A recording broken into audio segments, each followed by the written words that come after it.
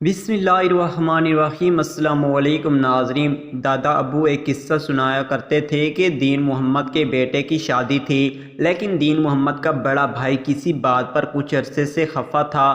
बेटे की शादी करीब आई तो दीन मोहम्मद ने अपने बड़े भाई को मनाने के लिए कोशिश शुरू कर दी।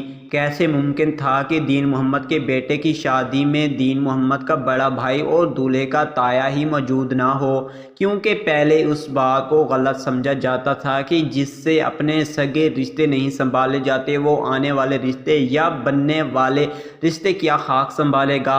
आजकल तो खैर हम लोग मॉडर्न हो चुके हैं, अब तो बाप के बिना बेटे की और माँ के बिना बेटी की भी शादी हो जाती है, तो फिर बाकी रिश्ते किस खेत की मूली है। दीन मोहम्मद अपने बेटे को लेकर अपने बड़े भाई यानी दूल्हा के ताया के घर पहुंच गया और मनाने की हर मुमकिन कोशिश की। बड़े भाई से हाथ जोड़कर माफ़ी भी मांगी और पैर पकड़कर हर तरह की मिन्नत समाजत भी की, मगर कामयाब ना हो सका। अगले रोज़ ही बारात लेकर लड़की वालों की तरफ जाना था। जब बड़ा भाई जाने के लिए तैयार ना हुआ तो दीन मोहम्मद ने अपने बेटे यानी दूल्हे को बड़े भाई के घर के बाहर एक दीवार के साथ बैठा दिया और बड़े भाई से ये कहते हुए वापस पलट गया कि सुबह 9 बजे बारात का वक्त मुकर्रर है और आपके बिना बारात लेकर ना मैं जा सकता हूँ और ना ही आपका भतीजा अपने ताया के बगैर बारात ले जाने पर रजामंद है। फैसला अब आपके हाथ में है। दीन मोहम्मद के जाने के बाद दूल्हे का ताया बार बार गली में झांक कर देखता कि शायद भतीजा चला गया हो, लेकिन भतीजा जूं का तूं वहां मौजूद था।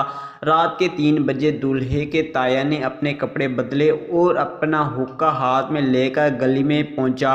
अपने भतीजे का हाथ पकड़कर कहा, चल यार चलते हैं, तेरा बाप तो वैसे भी पागल है। ताया और भतीजा शादी वाले घर पहुंचे तो सब ने इस्तकबाल किया और दीन मोहम्मद ने पूछा कि भाईजान आ गए आप?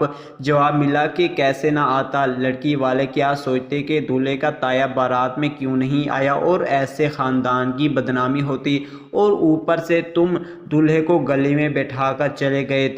ये शादी अपने अख्ताम को पहुंची। रिश्ते इस तरह जोड़े जाते हैं, ये मकाम होता है रिश्तों का। मगर खैर छोड़ो, हम तो मॉडर्न हैं, नए ज़माने के लोग हैं, बाशऊर हैं, तालीम याफ्ता हैं। वो तो पुराने लोग थे और तो वो जाहिल थे, वो तो अनपढ़ थे।